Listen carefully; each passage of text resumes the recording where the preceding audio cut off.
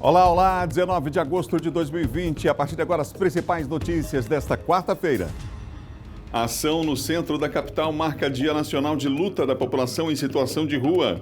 No quadro Bem Viver, vamos falar sobre a relação entre pessoas com Covid-19 e os cuidados com doenças do coração. No Dia Mundial da Fotografia, confira uma entrevista com o premiado fotógrafo maranhense Márcio Vasconcelos. E veja também os gols da partida entre São José e Imperatriz pelo Campeonato Maranhense. Fique ligado na TV Difusora e tenha um bom dia, Maranhão!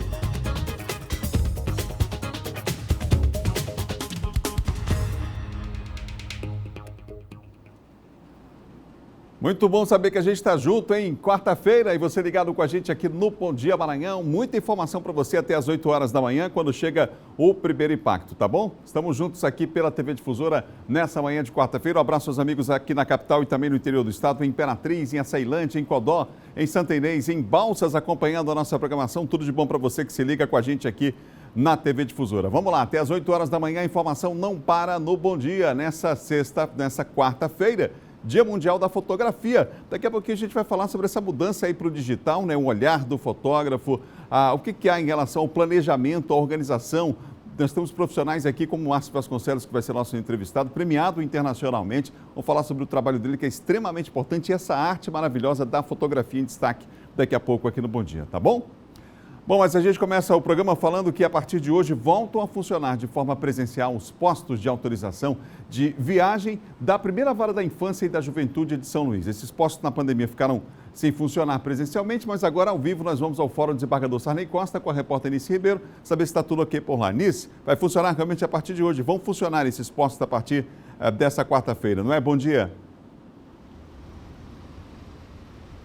Oi, Adalberto, bom dia para você, bom dia para todo mundo que está em casa acompanhando a gente. Esse atendimento presencial ele começa a ser retomado a partir de hoje, claro, respeitando todas as medidas de segurança e de higienização também. Agora, uma informação importante é que dos 4 postos, né, de autorização que atualmente funcionam aqui em São Luís, apenas 2 é que devem retomar esse atendimento presencial. Um deles fica aqui no Fórum Desembargador Sarney Costa, que vai funcionar das 8 da manhã até o meio-dia. Aqui o setor, né, onde as pessoas podem procurar para solicitar essa autorização para menores de 16 anos para viajarem em território nacional sem a presença dos responsáveis legais ou sozinhos, se chama Divisão de Proteção Integral, fica aqui no Fórum Desembargador Sarney Costa. Além desse posto aqui de autorização, também está retomando com essas atividades a partir de hoje, o posto que fica lá no aeroporto aqui de São Luís, no posto instalado que fica no aeroporto Marechal Cunha Machado. Por lá, o atendimento fica de 2 da tarde até às 6 da tarde. Lembrando que durante os feriados e também aos finais de semana, a solicitação de atendimento presencial é feita por telefone. A gente vai passar agora para você que está em casa e que deseja fazer essa solicitação, quais são os telefones que você pode entrar em contato. Esse atendimento presencial ele pode ser agendado pelos telefones 98483-8867, 3194-5707, repetindo, pelo 98483-8867, ou pelo 3194-5707. Os demais terminais que ficam lá no terminal rodoviário aqui de São Luís não voltou a funcionar. Nesse caso, devido à interdição de parte do local, e o posto de atendimento de autorização que fica lá no terminal da Ponta da Espera também ainda não tem data de retorno, porque lá a informação é de que devido à diminuição do fluxo, que consequentemente acaba diminuindo também a demanda, esse foi o motivo, né, para que não retornasse ainda com esse atendimento por lá. Então, repetindo, reforçando para você que está em casa, quem deseja solicitar essa autorização aqui no Fórum Desembargador Sarney Costa e também no aeroporto aqui de São Luís. Adalberto. Obrigado, viu, Nisso? Daqui a pouquinho você volta com outras informações. Prestação de serviço aqui no Bom Dia para você. São 7 horas e mais 4 minutos, 7h04. Daqui a pouquinho a Nisso volta circulando aqui pela capital de todos os maranhenses. Ontem aqui no Bom Dia nós falamos sobre o início da greve dos Correios. A paralisação já afeta boa parte dos serviços, como a gente mostra agora na reportagem. Quem precisou de atendimento hoje já enfrentou os reflexos da paralisação. Seu Fábio, por exemplo, teve que ter paciência para conseguir informações de uma encomenda que já deveria ter chegado há um bom tempo. Eu vim aqui exclusivamente porque eu fiz 2 compras pela internet de um relógio e de amplificador de tela. Eu barrei com o correio fechado em greve, né? Vou ver se ele me atende por aqui. 100% das atividades só ainda não estão suspensas porque a adesão tem sido gradual. A principal pauta de reivindicação dos servidores é a suspensão da proposta de redução e rebaixamento de salários que, dependendo do cargo, gira em torno de 15% a 20%. O sindicato alega que durante a pandemia, os Correios tiveram um lucro de 30% com o aumento das vendas online, resultado do isolamento social. E nos últimos 3 anos, os Correios teve lucro de quase R$1 bilhão. Então, os trabalhadores dos Correios estavam aí à frente do coronavírus, onde muitos se infectaram, não pararam de trabalhar, aumentou o faturamento da empresa nesse período. Não é justo aceitar esse tipo de corte de salário e benefícios que o governo está propondo. E a preocupação também é com a saúde dos trabalhadores. Para se ter uma ideia, nessa unidade aqui, por exemplo, todos os cerca de 40 funcionários foram infectados pelo coronavírus, situação que se repete em outras unidades dos Correios aqui na capital. Porque a empresa não tomou as devidas precauções profiláticas, que até o sindicato, à época, teve que entrar na justiça para obrigar a empresa a fornecer álcool, gel e máscara para esses trabalhadores, que infelizmente alguns chegaram a se infectar. E no país, os números que os sindicatos e as federações nos repassam é que tem mais de 100 mortos no novo coronavírus através agora dessa pandemia, os nossos colegas de trabalho. Enquanto não há uma solução para o impasse, o consumidor precisa ficar atento aos prazos de entrega de encomendas e pagamento de contas e boletos que serão comprometidos. Como disse o Bueno, vai atrasar mesmo, com certeza, viu, pessoal? A chegada não adianta. Quem puder imprimir pela internet, já pagar, já vai fazendo isso, porque o atraso vai de fato acontecer. Lá na região dos Cocais é grande, por exemplo, a preocupação das pessoas, claro, com a greve dos Correios, e a gente vai ver agora no interior do estado como está essa preocupação. Vamos ver. Josué foi até o centro de distribuição domiciliar dos Correios em busca de uns documentos que esperava receber há dias, mas se deparou com a greve. Foi pego de surpresa, né? Não sabia não. Aí eu estou vindo atrás de um documento aí que estou precisando de urgência, né? E estou esperando alguma informação deles aí, né?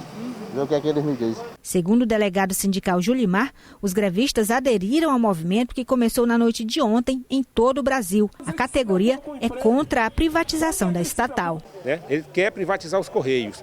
E nessa situação não contrata, não investe, a empresa vem tendo lucro, e esse dinheiro tem que ser investido na empresa. Eles lutam por melhores condições de trabalho. Eles recorreram ao STF, nós tínhamos um acordo até 2021, e eles recorreram ao STF para deixar o acordo só agora até 2020. E com isso, fazer um novo acordo agora em 2020, mas a proposta dele é retirar vários direitos, baixar nossos tickets, aumentar mais o custeio do nosso plano de saúde e com isso precarizando mais o serviço. O carteiro Ivanilson ressalta que eles têm carga horária exaustiva de trabalho, porque não tem funcionário suficiente para atender a demanda. Porque nós estamos adoecendo por causa da quantidade excessiva de trabalho. Então, Sobrecarregado, bastante. Na agência dos Correios aqui de Caxias, dos 26 funcionários, 14 aderiram à greve. 10 estão afastados por conta da pandemia ou por outros motivos. E apenas 2 estão atendendo a população na agência, que fica no centro da cidade. O posto do CDD, Centro de Distribuição Domiciliar, já estava fechado desde o início da pandemia do novo coronavírus. Os carteiros é que estavam fazendo as entregas, dentro e fora do horário de trabalho. Com a greve, que é por tempo indeterminado, a prestação de serviço fica prejudicada. Mesmo assim, os clientes devem entrar em contato com a central de atendimento através dos e-mails atendecliente@correios.com.br ou atendecddcaxias@correios.com.br. Não tem mais atendimento aqui no CDD, para não criar aquela confusão. A pessoa tem que solicitar e receber na agência. Olha, o pessoal está interagindo com a gente aqui nas redes sociais, falando inclusive sobre essa reportagem dos Correios. O Gustavo Arocho está dizendo que a saída é a privatização. O José Carvalho também concorda com ele. E você, qual a sua opinião sobre o assunto? Será que privatizando vai melhorar? Participa com a gente aqui, vai no Instagram, no Facebook, em especial no Facebook, participando com a gente aqui do Bom Dia Maranhão. Um abraço para a Núbia Santos, também está ligada com a gente, acompanhando a nossa programação nas nossas plataformas digitais, e a Lenise Costa sempre com a gente também. São 7 horas e mais 10 minutos. Em Imperatriz foi autorizada a retomada das obras de duplicação da BR-010. Mas aí, por enquanto, por lá, a movimentação é apenas de veículos, como você vai ver. Por enquanto, a movimentação intensa no perímetro urbano da BR-010 é a mesma de todos os dias. De veículos de passeio, caminhões, motocicletas, nada de máquinas trabalhando na construção da travessia urbana. A promessa é de retomada dos trabalhos ainda nesse mês de agosto. Os trabalhos foram paralisados em outubro de 2019, segundo o DENIT, por falta de recursos financeiros. Hoje, o próprio DENIT diz que tem à disposição 23 milhões de reais para concluir a obra. A adequação de capacidade e reabilitação de 14,7 quilômetros da rodovia na cidade de Imperatriz inclui o alargamento das marginais, viadutos ao longo da rodovia, passarela e ciclovia. Com o anúncio da garantia do recurso disponível, quem trafega diariamente espera ver o projeto voltar a andar em passos mais rápidos. O trânsito aqui é demais. Todos os dias eu presencio batidas aqui nessa localidade, por conta dessa duplicação que até agora não saiu. Faz dia que começou e aí qualquer coisa, às vezes ele pode continuar fazendo, né? A pergunta é, por que até agora as máquinas não chegaram lá para esse trabalho, já que hoje é dia 19, gente. O mês está acabando, a autorização é para começar em agosto, o pessoal já está esperando demais por essa obra, que é extremamente importante. A gente viu aí nas imagens, o pessoal da região Tocantina aguarda com expectativa. Foi difícil conseguir os recursos para fazer essa obra. Os recursos estão liberados, o próprio DENIT confirma. E por que até agora as máquinas não chegaram? A gente vai continuar. Semana que vem a gente vai mostrar de novo como é que está a situação aí na BR-010. Essa obra que é extremamente importante para toda a região. São 7 horas e mais 11 minutos. Vamos conferir agora o giro de notícias. A Justiça Eleitoral está convocando mesários, inclusive fazendo uma campanha para mesários voluntários, em especial nesse período de pandemia. Esse é um dos destaques do nosso giro de notícias. Confira. Começa hoje e vai até o dia 16 de setembro o prazo para que os juízes eleitorais de cada município nomeiem os mesários e os membros das mesas receptoras de votos e de justificativas, bem como os eleitores que atuarão de apoio logístico dos locais de votação das eleições municipais 2020. As datas foram alteradas com a emenda constitucional que, em razão da pandemia, adiou o pleito para 15 e 29 de novembro. 84% dos brasileiros entrevistados pelo IBOP e pela Associação Brasileira dos Comercializadores de Energia consideram a energia elétrica cara ou muito cara. O valor pago pelos consumidores tem se tornado mais evidente nas despesas das famílias. Considerando os dados deste ano, 55% dos entrevistados afirmaram que o alto preço é causado pelos impostos e 28% pela falta de concorrência no setor. Em 80% dos casos, os entrevistados gostariam de escolher sua operadora de energia elétrica. Estão abertas as inscrições para o 4º ciclo de cursos abertos à sociedade oferecidos pelo Conselho Nacional de Justiça. O prazo de inscrição vai até o dia 31 de agosto e os cursos podem ser realizados até 30 de setembro. Os cursos online oferecidos pelo CNJ são gratuitos, têm vagas ilimitadas e com emissão de certificado de conclusão. Todos podem ser realizados por qualquer cidadão. A Secretaria de Estado da Educação abriu inscrições para candidatos às vagas de cursos de formação inicial e continuada em língua inglesa, na modalidade online, ofertadas pela Unidade Vocacional IEMA Idiomas. As inscrições seguem até hoje pela internet. Neste edital estão sendo ofertadas 83 vagas distribuídas em 4 módulos. Os interessados podem se inscrever preenchendo o formulário eletrônico disponível no site da SEDUC. São 7 horas e mais 13 minutos. No próximo bloco nós vamos falar sobre a relação entre Covid-19 e doenças cardíacas. Não perca já no nosso quadro Bem Viver. E mais, mudança de horário de atendimento da Caixa, aumenta a fila na porta das agências. A gente vai falar ao vivo, inclusive, em uma dessas agências, mostrando outra vez esse problema que parece não ter fim, né? Vamos para o intervalo, a gente volta já, 7h14 agora.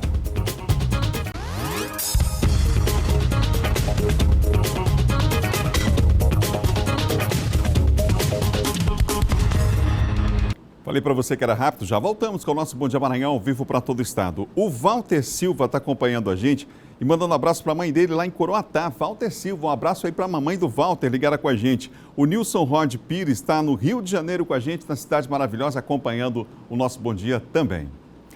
Olha, a gente fala agora sobre a violência sexual contra crianças e adolescentes. Um crime que a gente sabe nem sempre chega aos noticiários, mas que, infelizmente, faz parte da vida de milhares de brasileiros. Em São Luís, somente no primeiro semestre desse ano, dos 72 inquéritos instaurados por crime sexual, 56 foram ocorrências de estupro de vulneráveis. Em 2019, foram 250 casos de estupro de menores. A titular da Delegacia de Proteção à Criança e ao Adolescente acredita a redução à maior permanência dos responsáveis em casa por conta da pandemia. O que, na maioria das vezes, dificulta a ação do agressor, porque ele não tem aquela oportunidade de ficar a sós com a criança ou adolescente para praticar o delito. De acordo com o boletim epidemiológico do Ministério da Saúde de 2018, em todo o Maranhão foram registrados 30 atendimentos hospitalares em atenção ambulatorial de menores vítimas de violência sexual.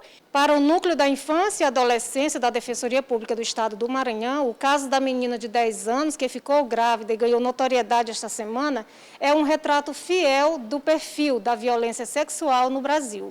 É uma violência que ela é reiterada, que no caso dela começou na primeira infância, com 6 anos de idade, uma violência que foi por o autor da agressão era uma pessoa próxima à família, né, um tio, e houve reiteração, né?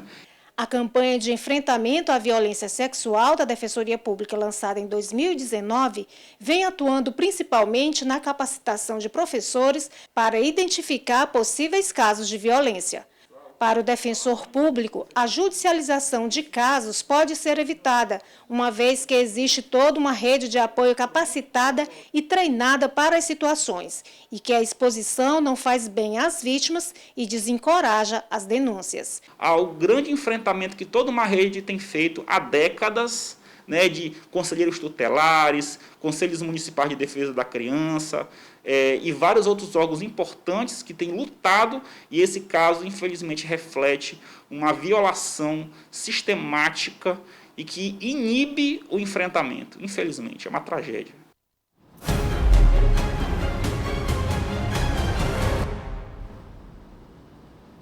Silvão Alves comigo. Silvão, uma tragédia que a gente, infelizmente, fica repetindo aqui, falando sobre o assunto, mas tem que, de fato, avançar nessa rede de proteção, né, e nessa mudança. É impressionante como é que a gente observa casos como esse. Você viu os dados aqui do Maranhão em relação ao número de estupro, e lembrar as pessoas que é crime. E os profissionais de saúde e professores são fundamentais para identificar situações como essa, né, Silvão? Assim como tornaram-se agentes multiplicadores aí em caso da violência doméstica contra a mulher. Hoje a mulher vai na farmácia, ela vai no estabelecimento comercial, ela pode ter uma ajuda ali, basta um sinal, um X na palma da mão, aí ela pode contar com a ajuda de várias pessoas. Então essa realidade ela precisa ser transferida também para o mundo da violência contra crianças e adolescentes. Quantas e quantas crianças aí, nos locais mais distantes aí, estão passando por situações como essas e às vezes elas não sabem a quem denunciar, a família não acredita. E eu lembrava agora de manhã, Adalberto, daquele caso do pai-avô lá de Pinheiro, né, que foi um caso que teve grande repercussão, repercutiu nacionalmente aquele caso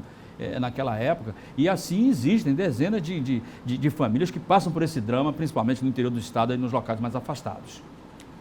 Silvão, vamos falar de outro assunto. Você destacou ainda há pouco aqui no Bandeira 2, aqui na TV Difusora, vários assuntos. Claro, 6 da manhã começou o Bandeira 2, mas a gente vai falar especialmente aqui agora sobre 2 homens que morreram em troca de tiros com a polícia. Isso foi na cidade de São Mateus, aqui no interior?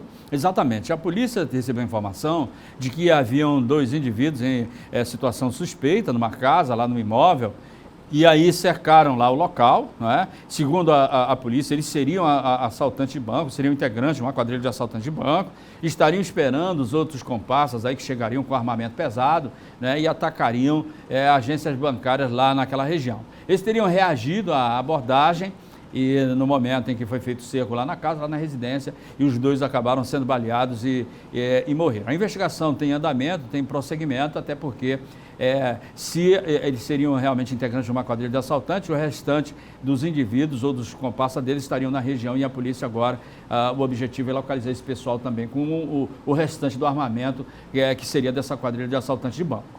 Silvão, a Polícia Civil prendeu ontem um dos suspeitos de matar aquele monitor da Fundação da Criança e do Adolescente da FUNAC, foi isso? O Pablo Pinto, esse crime aconteceu em 2019. Ele era monitor lá da unidade da FUNAC, lá no Passo do Lumiar, estava indo para o local de trabalho, logo cedo, quando 2 indivíduos numa moto acabaram interceptando o Pablo e tiraram a vida desse rapaz, do pai de família. A polícia investigou, descobriu o caso, o acusado. Ele, como ele ainda está sob efeito de uma medida socioeducativa, mesmo hoje ele sendo maior de idade, ele foi preso lá em Apicuaçu, né?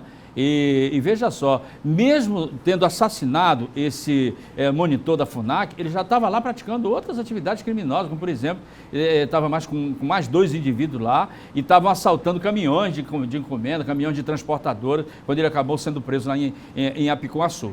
A segundo indivíduo, que também participou com ele aí do crime, eles estão identificados. A motivação é que eles ficaram descontentes lá com o rigor com que o Pablo agia dentro da unidade, ou seja, no cumprimento das regras, que o interno ele tem que cumprir essas regras dentro da unidade de ressocialização da FUNAC. Então, eles planejaram lá e você vê como é que são as coisas, eles planejaram e disseram que quando saísse de lá, eles iam matar o rapaz e acabaram executando realmente e cumprindo o que eles haviam planejado. Obrigado, Silvan. Até amanhã. Ok, até amanhã. Bom dia a você, bom dia a todos. Silvan Alves, que apresenta de segunda a sexta, 6 da manhã, o Bandeira 2 aqui na TV Difusora. São 7 horas e 23 minutos, 7h23 agora. Olha, o primeiro dia de mudança de horário do atendimento nas agências da Caixa fez com que longas filas, claro, se formassem, como mostramos ontem aqui no Bom Dia. O pessoal chegou de madrugada para ser atendido. A Anitta Ribeiro está de volta, a gente vai mostrar como é que está a situação na mesma agência, na Praça Deodoro, uma das principais agências no centro aqui da capital. Ela vai falar para a gente como é que está a situação. E a preocupação agora é que aqueles problemas relacionados ao e-mail, ao cadastro das pessoas, lembra que geraram denúncias aí de fraudes, também situações de interrupção no pagamento, né, no depósito do auxílio emergencial. Todos esses assuntos agora também só podem ser tratados pessoalmente nas agências e essa é a preocupação. Nice. Exatamente, Adalberto. Uma hora a menos de funcionamento e mais todas essas questões sendo resolvidas agora somente presencialmente na Caixa Econômica Federal faz com que o movimento, claro, o fluxo seja ainda maior. Como você falou, a gente está aqui em frente à Caixa Econômica da Praça Deodoro e o movimento não mudou muito, né? Na verdade, parece até mais intenso do que ontem, quando a gente estava mostrando as pessoas aqui tentando se acomodar de alguma forma, né, para poder aguardar a abertura da agência. Então eles acabam se acomodando aqui nas esferas ao longo de toda a Praça Deodoro, justamente para aguardar esse atendimento. Muita gente, a gente vê as pessoas aqui aguardando dos dois lados, não só esse que o nosso cinegrafista acabou de mostrar, mas também aqui atrás da gente tem uma fila grande, aqui na lateral também, todo o quarteirão da Caixa Econômica Federal, as pessoas estão aguardando para a agência, né, poder começar esses atendimentos. O presidente da Caixa Econômica Federal, ele deu uma entrevista coletiva tratando de todas as mudanças. A gente vai conferir agora essa entrevista e todos os detalhes informados por ele. Acompanhe. A partir de um momento de uma avaliação interna nossa, de que o nosso grupo está desde março trabalhando intensamente nos pagamentos do auxílio emergencial, nos pagamentos do saque do FGTS e do BEM, com uma intensidade muito grande. Nós fizemos uma revisão interna e decidimos manter o horário de abertura às 8 horas da manhã. E por quê? Porque a grande maioria dos nossos clientes chega mais cedo. E antecipar o fechamento das 2 da tarde para 1 da tarde. Então nós temos de 8 da manhã a 1 da tarde, e toda pessoa que estiver na fila até 1 da tarde, será atendida.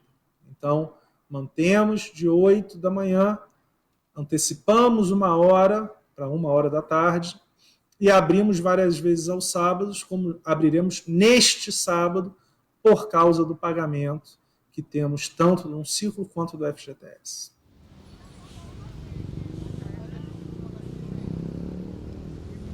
Agora, atualizando você que está em casa com relação ao calendário de pagamento do auxílio emergencial, o governo federal encerrou ontem o pagamento para os funcionários, os trabalhadores informais e também os integrantes do CAD único, e deve iniciar a partir de amanhã a quinta parcela, dos beneficiários do Bolsa Família. Adalberto.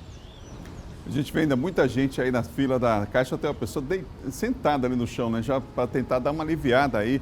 A gente está vendo as imagens da Praça Deodoro ao vivo.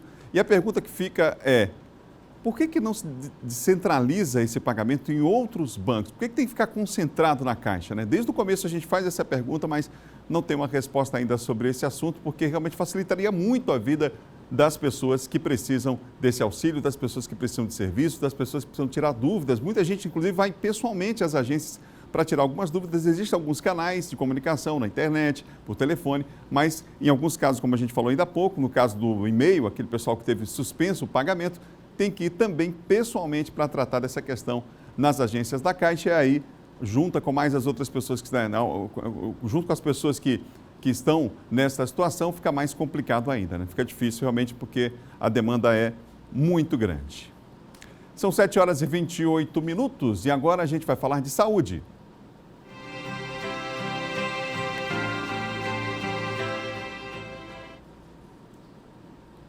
Olha, quem teve Covid-19 deve fazer acompanhamento médico, vigilância, portanto é importante para investigar e evitar riscos de futuras complicações cardíacas, e o alerta é da Sociedade Brasileira de Cardiologia. Sobre o assunto eu converso agora com a médica Valdiane Rafaela Souza Melo Costa, que está conosco aqui no Bom Dia. A doutora Valdiane está conosco. Doutora, bom dia, é um prazer tê-la aqui no Bom Dia Maranhão.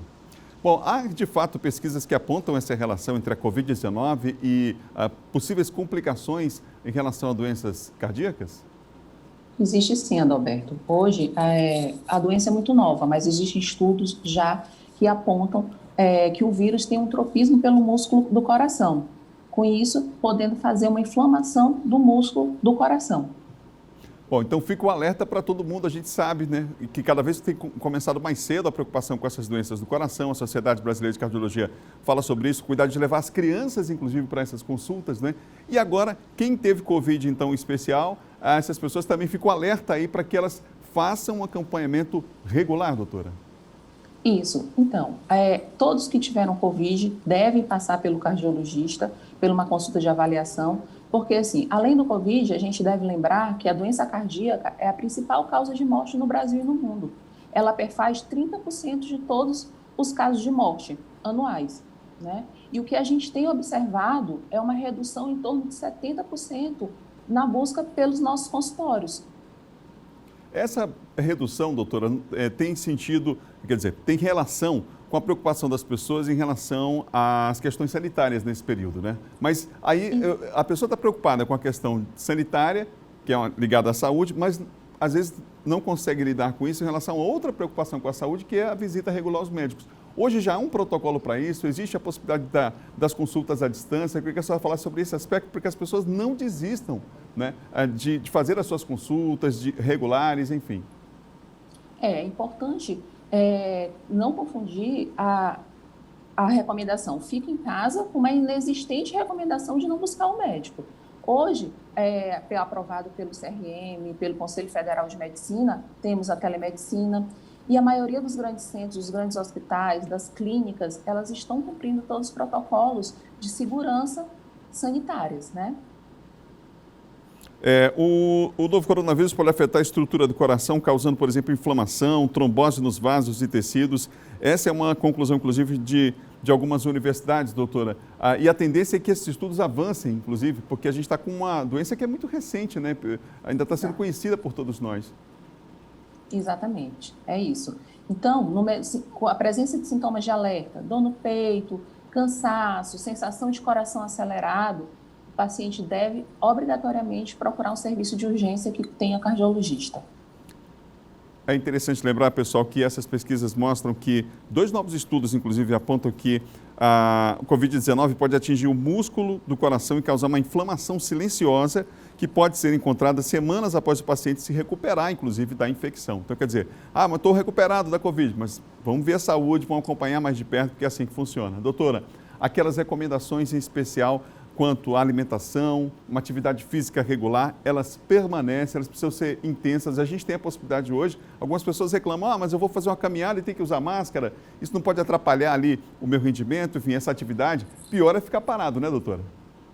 Exatamente. Mas assim, lembrando, Adalberto, quem teve Covid-19, a recomendação é que volte a fazer atividade física justamente por esse risco de inflamação que acontece há 3 semanas após a infecção, só a partir de 1 mês. Então, quem teve Covid só deve voltar a se exercitar 1 mês após o término da infecção.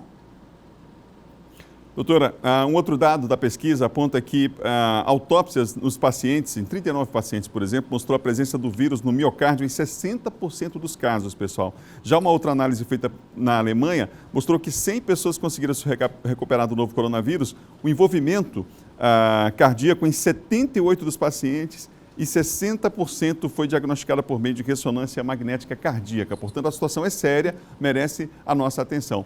Doutora, a alimentação como um fator fundamental de prevenção de doenças cardiovasculares. Isso é importante. A gente deve seguir uma alimentação balanceada, pobre em gorduras e sempre procurando a orientação do nutricionista para fazer uma alimentação de forma saudável. Doutora, ainda em relação à alimentação, há uma preocupação de fato com a alimentação das crianças, e aí eu falo em relação às escolas. É claro que as escolas agora estão no sistema híbrido, né? Mas aí tem um outro problema, que é a criança não está na escola, que às vezes tem alimentação mais saudável do que em casa, mas ela está em casa e pode a qualquer momento assaltar a geladeira. Quer dizer, vamos ficar em alerta, os pais precisam ter atenção nesse período também com esse aspecto, né? Com certeza, a atenção tem que ser redobrada, porque diminui a atividade física das crianças e aumenta o risco de comer mais e com menor qualidade. Então, fica alerta aos pais. Doutora, obrigado pela entrevista aqui no Bom Dia e fico alerta então para as pessoas. Pessoal, há uma relação, há estudos que comprovam essa relação entre Covid-19 e doenças cardíacas, portanto, a visita ao médico é fundamental. As pessoas que já tiveram Covid, em especial, muita atenção, vamos seguir aí os passos importantes. Já é possível fazer, inclusive, essa consulta à distância com os médicos. Por falar nisso, doutora, tem sido grande a procura por essa modalidade, digamos assim, dessa consulta à distância. A gente tem uma cultura de que o médico precisa olhar no meu olho, eu tenho que ter, né? Tem isso. Eu tenho que ter aquela atenção direta, presencial, mas a tecnologia está aí para ser usada, para ser uma aliada à saúde, né?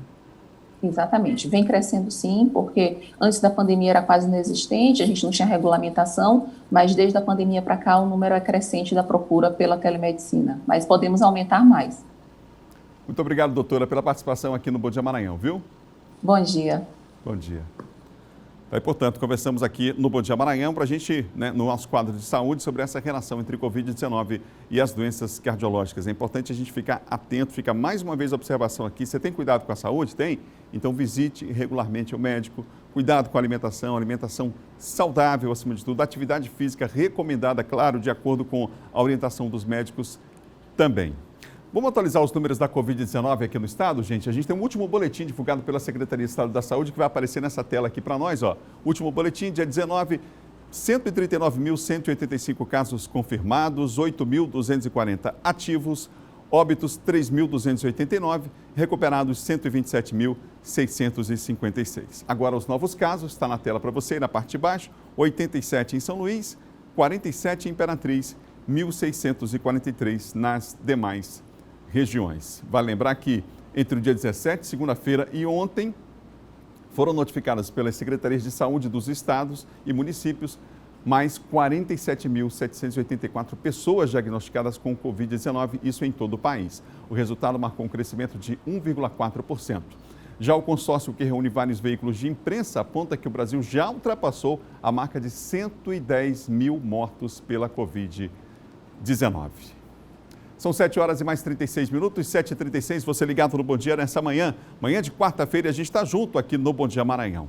E olha, o recado agora vai para os nossos amigos motoristas de aplicativo. Pessoal, chegou em São Luís a Yetgo, é isso mesmo, chegou em São Luís a Yetgo e aí aplicativos de mobilidade urbana.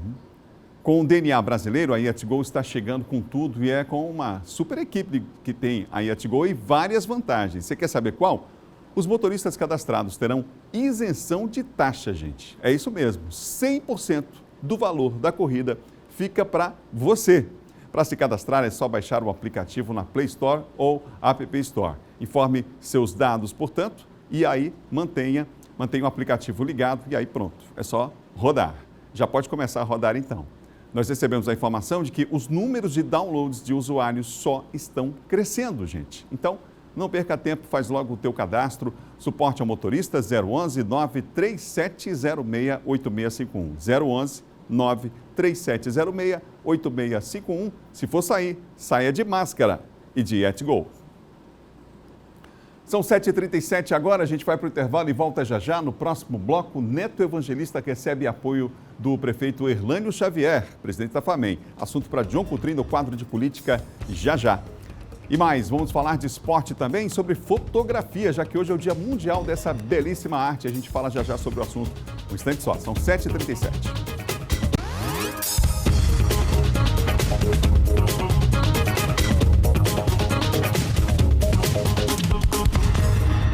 São 7 horas e mais 40 minutos, 7h40 de volta, o Bom Dia Maranhão. E a pergunta é, será que vai chover?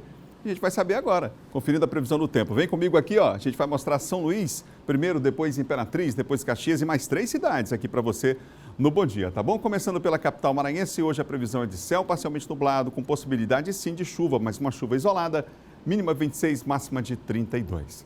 Imperatriz hoje com céu parcialmente nublado, baixa probabilidade de chuva, mínima de 21, máxima de 35 graus em Imperatriz. Região dos Cocais, Caxias com céu parcialmente nublado, possibilidade de chuva isolada, mínima de 23, máxima de 33 graus. Mais 3 cidades no nosso mapa, parceria com o LabMet, Laboratório de Meteorologia da Universidade Estadual do Maranhão, Bacabal, Balsas e Barreirinhas. Um abraço aos amigos nas 3 cidades. Em Bacabal, céu parcialmente nublado, baixa probabilidade de chuva, a mínima está na tela, 23 e a máxima é de 34 graus. Região Sul, recebendo nosso abraço, pessoal, em Balsas, céu parcialmente nublado, baixa probabilidade de chuva, gente trabalhadora em Balsas aí, nossos amigos, mínima de 20, máxima de 35 graus na cidade de Balsas, tá bom? Em Barreirinhas, portal de entrada dos Lençóis Maranhenses, tem céu parcialmente nublado com possibilidade de chuva isolada, a mínima de 24 e a máxima é de 34 graus. Agora é hora de falar de política?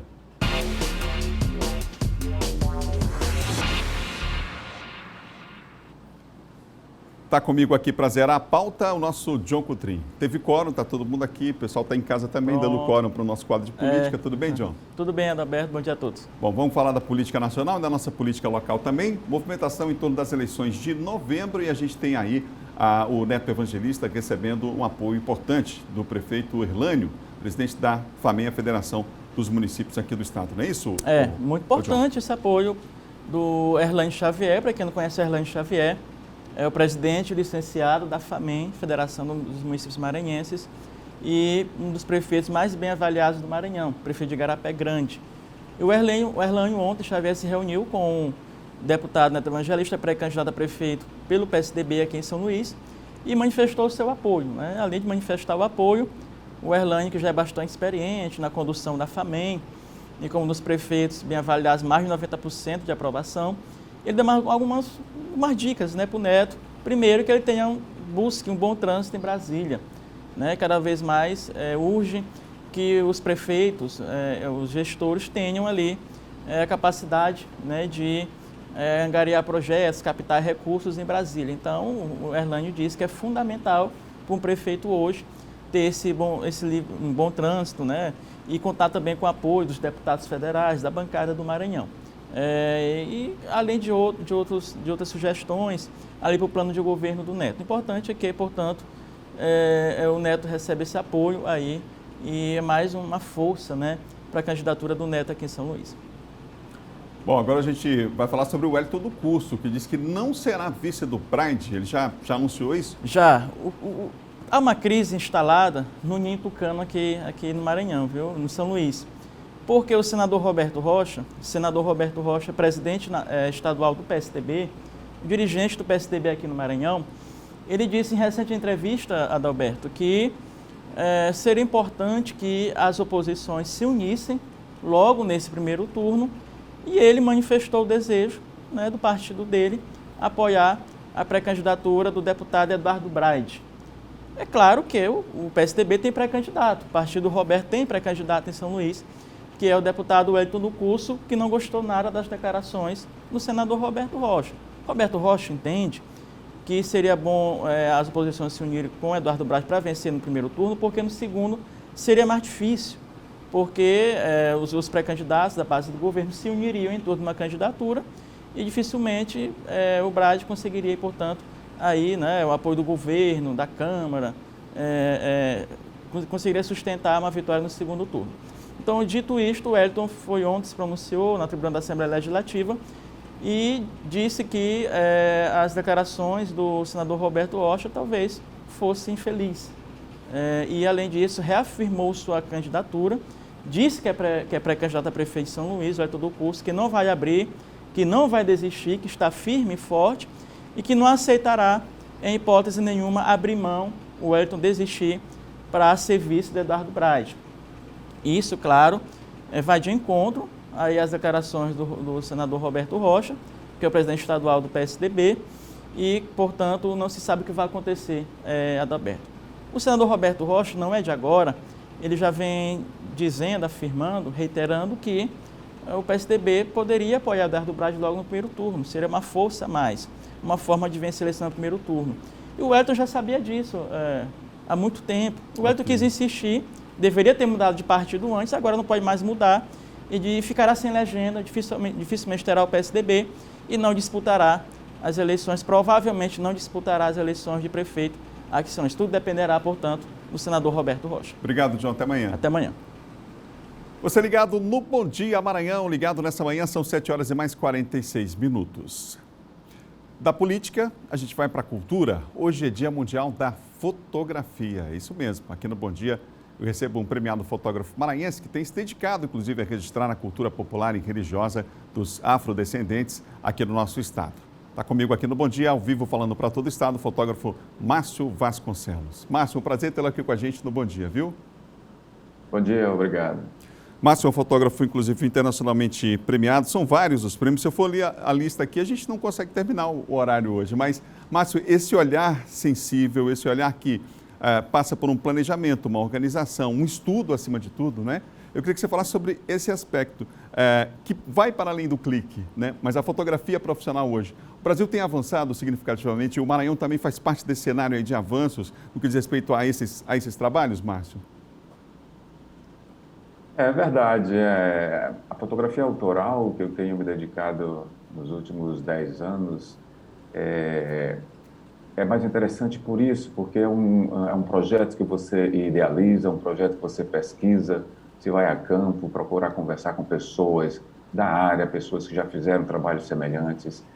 Então, é uma imersão muito profunda, né, dentro de uma visão que você já vem guardando há um tempo. Então, desde o começo, a partir de 2010, eu comecei a me dedicar mais profundamente a esses trabalhos, principalmente ligado à cultura religiosa dos afrodescendentes no Maranhão. Inicialmente, no primeiro trabalho, que chama Zeladores de Voduns, eu tive a oportunidade de aprovar um projeto na Secretaria de Cultura da época. Depois também eu ganhei com esse projeto o Prêmio Marco Ferrez Funarte de Fotografia, e me deu a oportunidade de ir até a África. E a gente que é maranhense, a gente que pesquisa e é envolvido com essa cultura que foi trazida pelos africanos aqui para o Maranhão, é um prazer muito grande, é uma emoção muito grande se encontrar na África e ver que dali partiu a semente que veio germinar no Maranhão, em São Luís, principalmente, com o tambor de mina do Maranhão, que é a nossa representação religiosa mais forte, né? A gente está mostrando aqui, enquanto você está falando com a gente, Márcio, imagens desse trabalho aí, no caso do projeto Zeladores de Voduns, do Benin ao Maranhão, e algumas imagens também daquele projeto que você fez com base no poema Sujo, né, de Ferreira Goulart também, que foi um outro trabalho também premiado, trabalho reconhecido, inclusive. Márcio, a gente tem hoje a possibilidade, por exemplo, da fotografia digital, né, ampliar aí, em vários sentidos, essa arte maravilhosa que é a fotografia. E também a possibilidade de cada pessoa hoje, com um aparelho como esse que eu estou segurando aqui, fazendo esse exercício do olhar. Você acha que isso é importante? Tem sido importante isso para a fotografia, Márcio? Adalberto, houve uma revolução muito grande na fotografia, né, com a chegada do processo digital. Eu, por exemplo, no começo, eu sou analógico há muitos anos, né? Eu comecei com esse sistema analógico, então eu senti realmente uma resistência muito grande de passar do processo, né? Eu achava que o analógico não teria condição de ter a mesma qualidade que tinha nos cromos, que tinha nos negativos, né? Que já era uma qualidade de muitos anos bem consolidada. Mas o digital veio com uma força arrebatadora, assim, e envolveu todo mundo. Isso possibilitou uma grande oportunidade de muitas pessoas passarem a fotografar. Hoje todo mundo tem uma câmera no bolso, né? Numa forma de um celular. Então você tem acesso a fazer imagens. Você vê até uma revolução muito grande no fotojornalismo exatamente por isso. Porque hoje as equipes de jornalismo das TV, das rádios, dos jornais, não chegam com a mesma rapidez que as pessoas que estão com o celular presenciando exatamente o momento que está acontecendo o fato. Então a gente vê hoje nos jornais, nos meios de comunicação, o que está acontecendo quase que online, né? Ali ao vivo, porque tem sempre alguém filmando e alguém fotografando. Isso foi muito bom também, porque não é que todo mundo vai virar fotógrafo. Não basta você comprar uma câmera boa, não basta você ter um bom celular no bolso para você virar um fotógrafo. Mas muitas pessoas estão fotografando mais. E isso vai possibilitar que bons fotógrafos apareçam. Então, é um movimento muito democrático, muito forte e principalmente limpo. Né? Eu me lembro dos tempos da fotografia analógica, que eu passava horas dentro de um laboratório revelando com aquele cheiro do químico, que ele ficava impregnado na pele, no cabelo da gente, mesmo se você tomasse um banho depois, não saía aquele cheiro. Então, isso tudo depois era jogado no esgoto, né? Então, quantos litros e litros de químico a gente acabava poluindo os rios e os mares, né? Jogando sempre no esgoto, jogando na tubulação. E a fotografia digital é uma fotografia absolutamente limpa, né? E além de ser muito mais barato o processo, porque você não precisa estar gastando dinheiro para comprar filme, para revelação. Então, barateou muito. As câmeras fotográficas hoje digitais estão em excelente qualidade, não existe mais nenhuma diferença entre o processo analógico, até superiores. Hoje tem máquinas de não sei quantos mil megapixels aí, muito superiores ao processo analógico. Então, é um processo que veio com muita força, com muita rapidez, principalmente, e veio para agregar e somar e levantar ainda mais a qualidade e oportunidade para novos fotógrafos. Obrigado, Márcio. O tempo é curto aqui, a gente espera falar com você em outra oportunidade com mais tempo, mas agradece sua presença aqui no Bom Dia Maranhão. Obrigado mesmo, viu? Obrigado. Viva o Dia Mundial da Fotografia. Viva! Aí, Márcio Vasconcelos, portanto, participando com a gente, premiado internacionalmente, fotógrafo maranhense. Você ligado aqui no Bom Dia Maranhão. Um abraço pessoal do Poesia no Olhar, que está ligado com a gente, acompanhando. Professor Roberto Sobrinho também aí do Odilo Costa Filho, professor de fotografia, e toda a equipe aí, né, do Odilo Costa Filho também, do professor Roberto Sobrinho, acompanhando a nossa programação. E a gente parabeniza pelo Dia Mundial da Fotografia, hein? São 7 horas e mais 53 minutos. A bicicleta é um veículo comprovadamente eficiente para deslocamentos e no Dia Nacional do Ciclista, o Bom Dia mostra como os praticantes desse esporte estão se reinventando nesse tempo de isolamento social. Paulo Vitor se tornou ciclista por necessidade. 20 anos atrás, era o meio de transporte que ele mais utilizava. A bicicleta entrou na minha vida, na realidade, como uma necessidade de meio de transporte, realmente. Na época eu trabalhava um pouco longe. E aí eu via que os ônibus engarrafavam bastante, e aí tinha a questão do valor da passagem, então eu comecei a aliar e pensar, por que não ir de bicicleta e voltar de bicicleta? E assim a bicicleta entrou na minha vida, já tem mais de 20 anos. Mesmo com tantos benefícios para a saúde física e mental, com a pandemia, a maioria dos grupos de ciclistas da capital maranhense parou as atividades, como medida preventiva. E agora, no retorno gradual, tudo está diferente. O novo acessório que está presente aí nas nossas pedaladas, né, que é uma questão de responsabilidade social, como foi frisado. Para a gente estar mantendo essa segurança, o distanciamento social também é muito importante, certo? Tanto na segurança física quanto na segurança com o enfrentamento da pandemia. A bicicleta é um veículo comprovadamente eficiente e pode ajudar, inclusive, a combater o novo coronavírus, já que muita gente utiliza o meio de transporte para a saúde. Mas é importante lembrar que há várias utilidades e, para isso, é preciso um apoio também do poder público. O grupo Pedal das Minas resolveu realizar a campanha Bicicleta para Futuros Possíveis, como estímulo ao transporte através de bicicleta. A população pode opinar em uma consulta pública por meio de formulário virtual.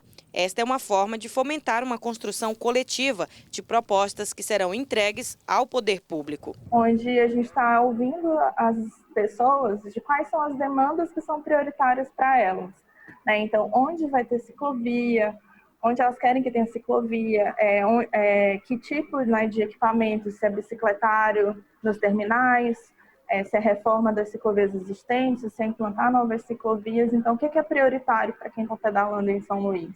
Eu te convido a responder essas consultas e assinar a petição, que a gente vai fazer a entrega desses materiais no Dia Municipal do Ciclista.